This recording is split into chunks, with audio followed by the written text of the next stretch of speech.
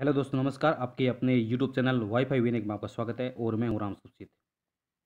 देखिए, आज हम बात करने वाले हैं मॉडल पेपर की। मॉडल पेपर हमारा ये फर्स्ट मॉडल पेपर है। तो इसमें हम पहले बात करेंगे, सबसे पहले साइकोलॉजी के बारे में, उसके बाद में हिंदी, इंग्लिश, संस्कृत और समाज। कुल 150 प्रश्न हैं। तो आप देखते रहिए और कमेंट में ज़रूर बताइए कि आपके कितने सही हुए हैं। तो चलिए शुरू करते हैं। पहला प्रश्न है, निम्नलिखित कथनों में से कौन सा कथन सही है? कौन सा कथन सही है? आपके सामने है। मैं सिर्फ आपको 2 सेकंड का समय दूंगा। 2 सेकंड में आपको बताना है कौन सा आंसर है, फिर मैं अपने आप बता दूंगा। तो प्रश्न है, कथनों में से कौन सा कथन सही है? कथन आपके सामने है। तो इसका आंसर होगा, विकास एक व्यापक प्रक्रिया है जिसमें वृद्धि समाहित होती है। कौन सा आंसर होगा? Answer number 2। आप देख लेना वीडियो को स्टॉप करके। ऐसे टाइम ज़्यादा लगेगा तो मैं जल्दी जल्दी आपको बता देता हूँ। अधिगम नियोक्ता से संबंधित विशेषताओं में से कौन सी विशेषता क्लीमेंट नामक विधान से संबंधित नहीं है? अतिक्रियाशीलता, सांविधिक अस्थिरता, अवधान समस्या और आर्थिक विपन्नता। तो इसका आंसर हो जाएगा आर्थिक विपन्न।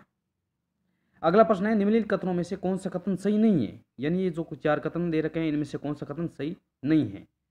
तो इसमें हो जाएगा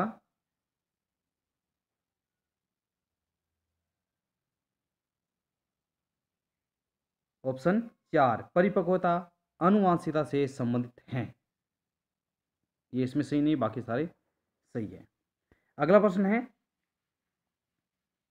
एक छात्र गणित विषय में कम अंक प्राप्त करता है, शेष सभी विषयों में सामान्य अंक प्राप्त करता है, उस छात्र का पिछड़ापन कहलाएगा। सामान्य, असामान्य, दोनों या विशिष्ट?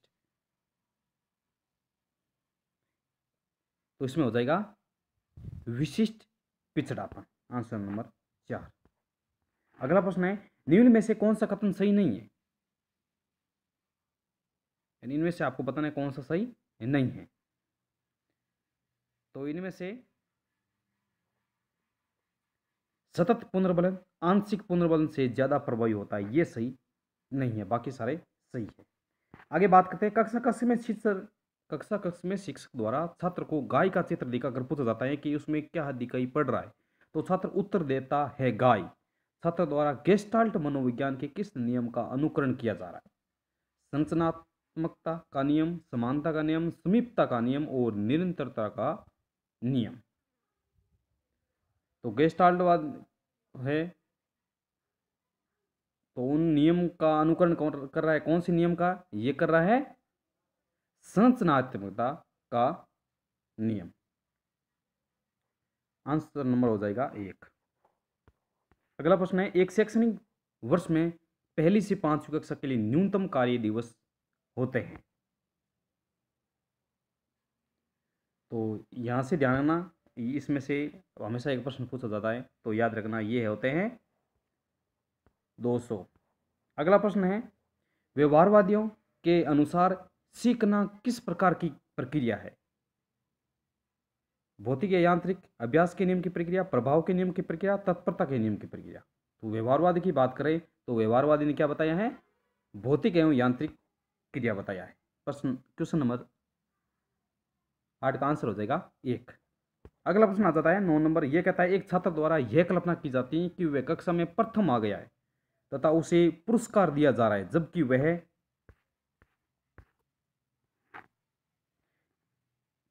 इस तरह का छात्र है, वह किस प्रकार क्रिया कर रहा है? तो ये कौन सी क्रिया हुई? ये हुई प्राथमिक क्रिया। कौन सी क्रिया? प्राथमिक क्रिया। अगला प्रश्न आता है 10 नंबर। यह कहता है कि रोज के अनुसार बाल्यावस्था की सबसे महत्वपूर्ण विशेषता है कौन सी है? इसमें से देखिए, तो इसमें कौन सी है? शारीरिक और मानसिक विकास में स्थिरता। 3 नंबर। अगला प्रश्न है, किस मनोविज्ञान ने व्यक्तियों को भेद मानसिक रूप से अस्थिर प्रकार से किया है? स्थिर और अस्थिर दोनों प्रकार से किया है। थॉर्नडाइक, टर्मन, ट्राटर और स्प्रेंगर। तो इसका आंसर हो जाएगा डर। Answer number 3। अगला प्रश्न है, सीखने में सर्वाधिक महत्व है प्रेरणा का, रुचि का, सीखने की इच्छा का, कोई नहीं। सीखने में सर्वाधिक महत्व की बात कर रहा है ये। सीखने में सर्वाधिक प्रेरणा यानी मोटिवेशन सबसे ज्यादा महत्व देता है। अगला प्रश्न है, विषय वस्तु को छोटे छोटे अंशों में बांटने का शिक्षण सिद्धांत कहलाता है। न्यूटन का सिद्धांत, सहसंबंध का सिद्धांत, लचीलेपन का सिद्धांत, विश्लेषण का सिद्धांत। प्रश्न को ध्यान से पढ़ना। विषय वस्तु को छोटे छोटे अंशों में बांटना, तो ये हो जाएगा कौन सा? विश्लेषण सिद्धांत। कौन सा? विश्लेषण सिद्धांत। अगला है, असमायोजन का मुख्य कारण है सौहार्दपूर्ण वातावरण का अभाव, विद्यालय न जाना, माता पिता की गरीबी, उच्च शिक्षा की कमी। तो इसमें आंसर हो जाएगा सौहार्दपूर्ण वातावरण का अभाव। अगला प्रश्न है, किस उम्र के बालक प्राय पाठशाला छोड़कर निरुद्देश्य भ्रमण करते हैं, यानी उनसे पढ़ाई से कोई मतलब नहीं होता है, यानी भटक जाते हैं? 6, 9, 13 और 17 वर्ष। तो ये बालक होते हैं बाल्यावस्था में 9 वर्ष के। अगला है, किस अवस्था में बालक की सृजनात्मक क्षमता का दमन होने लगता है? किस अवस्था में बालक की सृजनात्मक क्षमता का दमन होने लगता है? तो इसका आंसर है 17 से 19 वर्ष। 17 से 19 वर्ष। अगला प्रश्न आता है, ऐतिहासिक परिप्रेक्ष्य में अगर देखा जाए तो संवेगात्मक बुद्धि शब्द का प्रयोग किसने किया?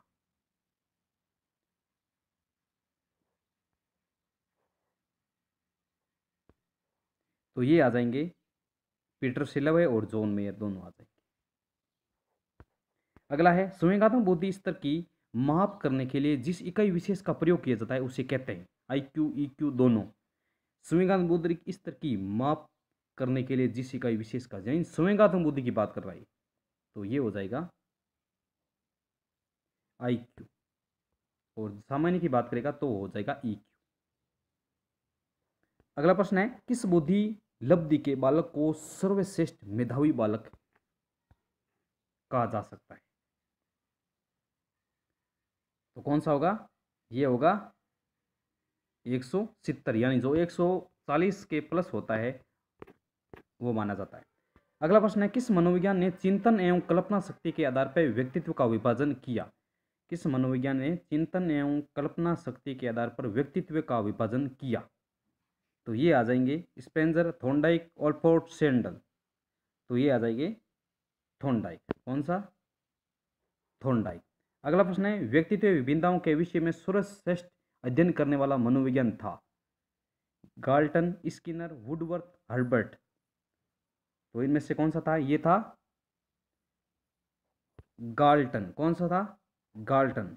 अगला प्रश्न आता है, अभिप्रेरणा का प्रमुख सिद्धांत नहीं है मनोविश्लेषणात्मक सिद्धांत, मूल प्रवृत्ति का सिद्धांत, उद्दीपन अनुक्रिया का सिद्धांत, भाषाई सिद्धांत। तो इसमें से कौन सा सिद्धांत नहीं पूछ रहा है? तो इनमें से सिद्धांत कौन सा है? भाषाई सिद्धांत नहीं। अगला प्रश्न है, थॉर्नडाइक के सीखने के सिद्धांत को निम्न में से किस नाम से नहीं पुकारा जाता? थॉर्नडाइक का संबंधवाद का सिद्धांत, प्रयत्न व भूल का सिद्धांत, उद्दीपक अनुक्रिया सिद्धांत, अनुकूलित अनुक्रिया का सिद्धांत। तो ये आ जाएगा अनुकूलित अनुक्रिया सिद्धांत, ये स्किनर का है। अगला प्रश्न है, अधिगम प्रक्रिया का आधारभूत पक्ष हो सकता है गहनता, निरंतरता, अत्यधिक अधिगम, पुनरावृत्ति। अधिगम प्रक्रिया का आधारभूत पक्ष हो सकता है, तो ये हो जाएगा निरंतरता। अगला प्रश्न है, वंशक्रम का अर्थ है जन्म से संबंधित विकास, समाज से संबंधित विकास, वातावरण से संबंधित विकास, और इनमें से कोई नहीं। तो इसका आंसर हो जाएगा जन्म से संबंधित विकास। अगला प्रश्न है, निम्न में से किस वैज्ञानिक ने वंशक्रम में बीजकोश की निरंतरता के सिद्धांत को प्रतिपादित किया? सामान्य से क्वेश्चन है, बीजकोश की बात करें तो हो जाएगा बीज में। अगला प्रश्न है, प्रसिद्ध मनोविज्ञानी जीन पियाजे के अनुसार ज्ञानेंद्रिय का विकास किस अवस्था में होता है? विवेचना रहित विचार अवस्था, संवेदनात्मक स्थिति अवस्था, संकल्पना एवं प्रतीकात्मक विचारों की तैयारी अवस्था, वैचारिक क्रिया अवस्था। तो ये आ जाएगा संवेदनात्मक स्थिति अवस्था, आंसर नंबर 2। अगला प्रश्न है, मनोवैज्ञानिक गुड एनम के अनुसार व्यक्ति के संपूर्ण मानसिक विकास का कितना भाग 3 वर्ष की आयु में हो जाता है? गुड एनम की बात कर रहा है ये, तो ये 3 वर्ष की आयु में हो जाता है कितना? 1/2 भाग। वृद्धि व विकास के सिद्धांतों एवं उनके प्रतिपादकों का कौन सा युग्म असंगत है? मनोलैंगिक सिगमंड फ्राइड, नेतृत्व का सिद्धांत कोलबर्ग, मनोसामाजिक विकास का सिद्धांत स्किनर। ये गलत है, संज्ञान विकास जीन प्याजे। अगला प्रश्न है मनोविज्ञान का लास्ट प्रश्न, 30 प्रश्न आते हैं। जैविक विकास का दायित्व होता है सामाजिक संस्थाओं पर, वातावरण पर, वंशानुक्रम और माता पिता पर। तो जैविक विकास का सिद्धांत होता है माता पिता पर। किस पर? माता पिता पर। आगे बात करते हैं हिंदी की।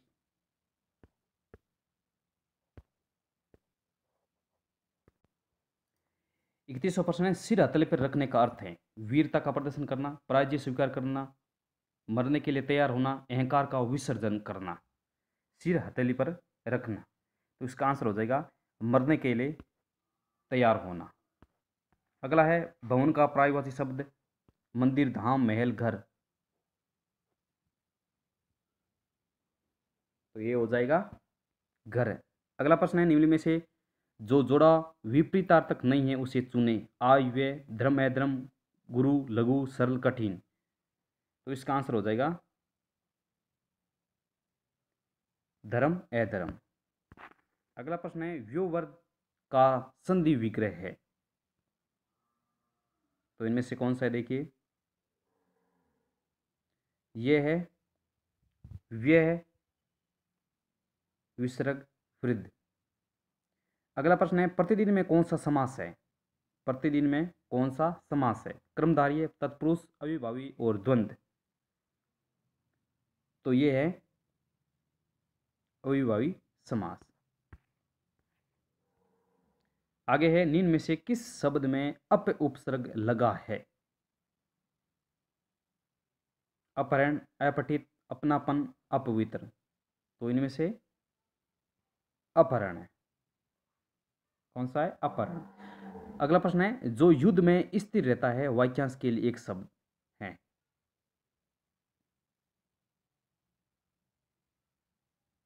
योद्धा, कुलश्रेष्ठ, स्थायी, युधिष्ठिर। तो ये हो जाएगा युधिष्ठिर। अगला है, गद्यांश दे रखा है, इसको पढ़कर आपको आंसर देना है। गद्यांश आपके सामने है।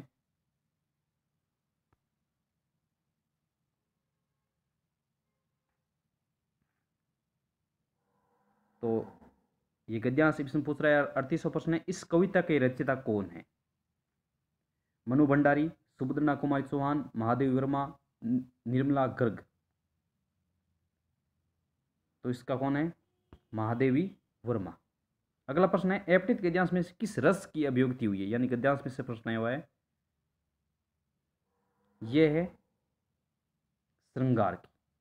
अगला प्रश्न है, भाव व्यंजना की दृष्टि से यह कविता दुर्बोध रचना है, श्रेष्ठ रचनाओं में से एक है, आरंभिक रचना है, प्रकृति विचित्र की दृष्टि से बेजोड़ है। तो ये हो जाएगा श्रेष्ठ रचनाओं में से एक है। अगला प्रश्न है, रचयिता के विषय में यह निर्विवाद सत्य है कि वह है सर्वोत्कृष्ट कवित्री है, साधना में दूसरी मीरा थी, छायावादित्री में न होकर भी अपनी विशिष्ट पहचान रखती थी, कोई नहीं। तो ये हो जाएगा साधना में दूसरी मीरा थी। अगला एक ऊपर वाला पद्यांश था और एक नीचे वाला गद्यांश दे रखा है, यह पढ़ लेना।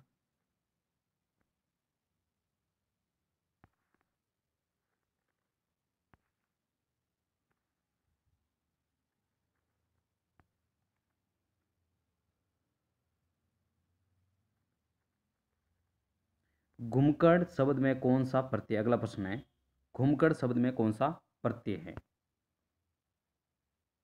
तो ये है अक्कड़ प्रत्यय।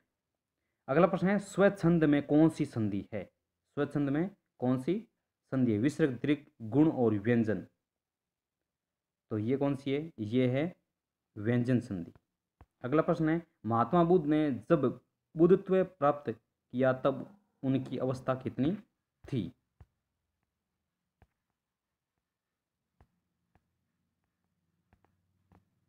12, 35, 45, 80। तो ये कितनी थी? ये थी 35 वर्ष। श्रुति धर्म का क्या अर्थ है? श्रुति धर्म का क्या अर्थ है? जैन धर्म, बौद्ध धर्म, मुस्लिम धर्म, वैदिक धर्म। तो ये हो जाएगा वैदिक धर्म। अगला प्रश्न है जैसा करोगे वैसा भरोगे वाक्य में सर्वनाम है निजवाचक, निश्चयवाचक, संबंधवाचक, पुरुषवाचक। तो ये है संबंधवाचक सर्वनाम। अगला प्रश्न है प्रतिपदा का उपयुक्त अर्थ है एकादशी, पूर्णिमा, विरोधिनी, पक्ष की पहली तिथि। तो ये आ जाएगा पक्ष की पहली तिथि। अगला प्रश्न है अवगुंठन का अर्थ है घूंघट, अंगूठा, गांठ मारना, गूंथना। तो ये हो जाएगा घूंघट।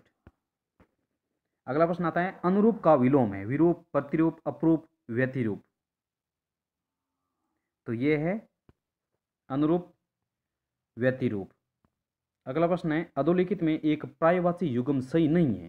पर्यायवाची पूछा गया है पुरंदर, अमरपति, सरोवर, पुष्कर, जलंधी, अम्बुद, फणी, उरंग। तो इनमें से कौन सा सही नहीं है? तो ये जल्दी का अम्बुद सही नहीं है। अगला प्रश्न है कविता शिक्षण की कौन सी प्रणाली नहीं है? सूत्र, गीत, अर्थबोध, व्याख्या। तो ये सूत्र प्रणाली नहीं।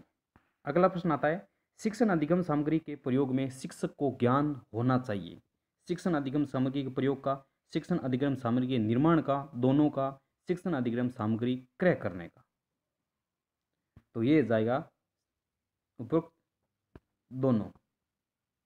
अगला प्रश्न आता है केंद्रीय भाव ग्रहण प्रश्न पूछे जाते हैं कविता शिक्षण में, गद्य शिक्षण में, कहानी शिक्षण में, निबंध शिक्षण में। केंद्रीय भाव ग्रहण तो ये पूछा जाता है कविता शिक्षण में। किसमें? कविता शिक्षण में। अगला प्रश्न आता है कौन सी प्रणाली प्राथमिक स्तर पर छात्रों को निबंध शिक्षा के लिए उपयोगी है? खेल, सूत्र, अध्ययन, समवाय प्रणाली। तो ये कौन सी है? ये है खेल प्रणाली। अगला प्रश्न है अनुकरण वाचन किया जाता है शिक्षक द्वारा, छात्र द्वारा, दोनों द्वारा, कक्षा नायक द्वारा। तो ये हो जाएगा किसके द्वारा? अनुकरण छात्र द्वारा किया जाता है। अगला प्रश्न है कहानी शिक्षण का प्राथमिक स्तर पर उद्देश्य नहीं है मनोरंजन, बालक में तर्क एवं चिंतन का विचार उत्पन्न करना, बालक को बोलने की अधिक अवसर देना, रुचिपूर्ण उपदेश प्रदान करना।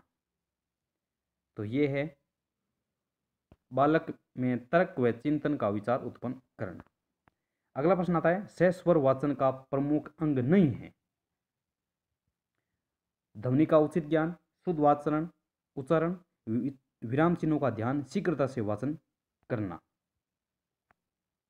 तो इसका आंसर हो जाएगा शीघ्रता से वाचन करना। अगला प्रश्न है निम्न कथनों में से आप किस कथन से सहमत हैं?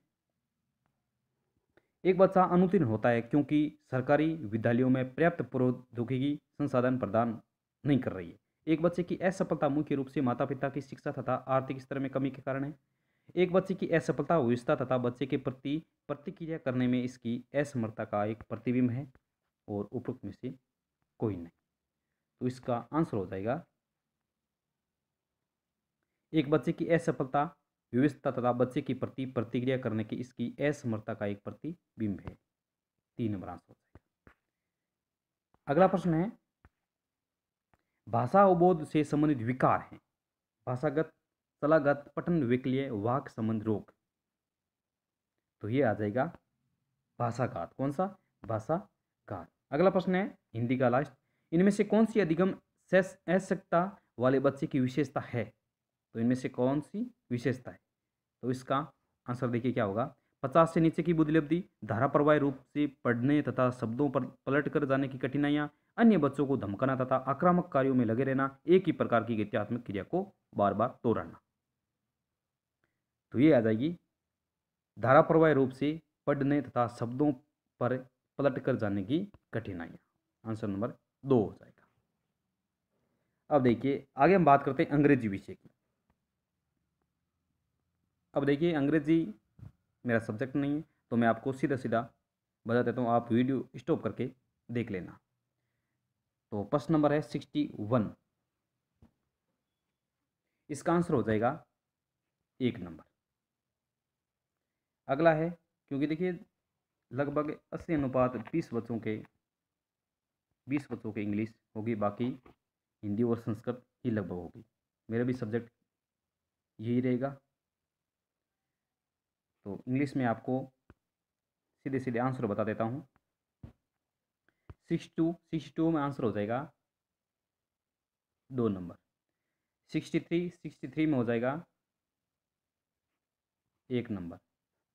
64 में हो जाएगा 2। 65 में हो जाएगा 1। 66 में हो जाएगा 2। 67 में हो जाएगा 1 और 68 में हो जाएगा 4। 69 में हो जाएगा 2। 70 में हो जाएगा 2 और 71 में हो जाएगा 3।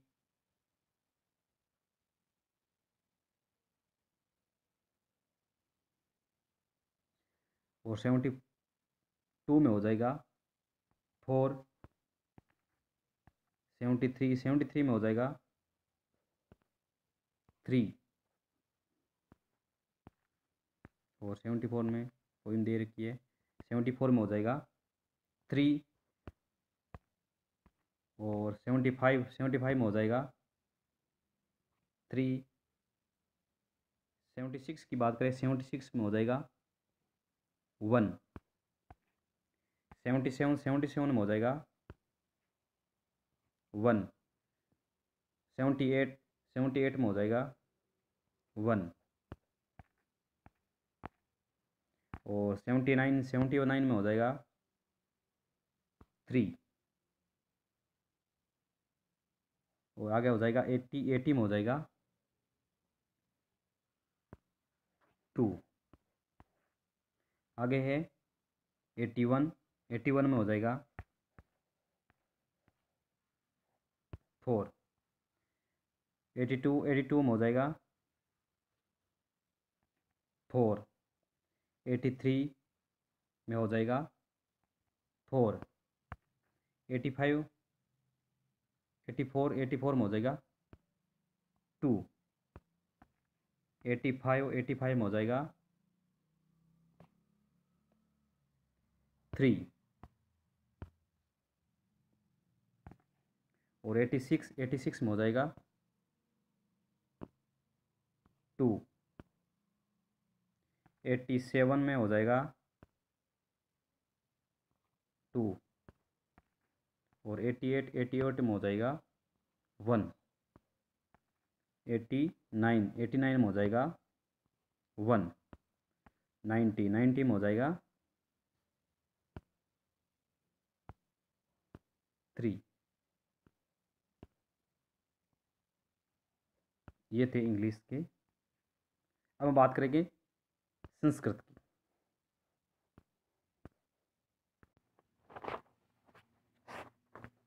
आगे है संस्कृत। तो देखिए संस्कृत और सामाजिक विज्ञान हम पार्ट 2 में करेंगे, क्योंकि वीडियो थोड़ा सा बड़ा हो जाएगा, तो हम कर देंगे बोर्ड में फर्स्ट में 1 भाग और फर्स्ट में 2 भाग। तो इसमें और पीछे तो संस्कृत और सामाजिक बचेगी, वो आ जाएगी दूसरे पार्ट में। तो अब तक हमने मनोविज्ञान पढ़ा, मनोविज्ञान बाद में हिंदी और अंग्रेजी पढ़ा। तो संस्कृत और सामाजिक विज्ञान हम दूसरे पार्ट में पढ़ेंगे। तो चलिए दोस्तों, मिलते हैं फिर अगले वीडियो में। तब तक के लिए नमस्कार, जय हिंद, धन्यवाद।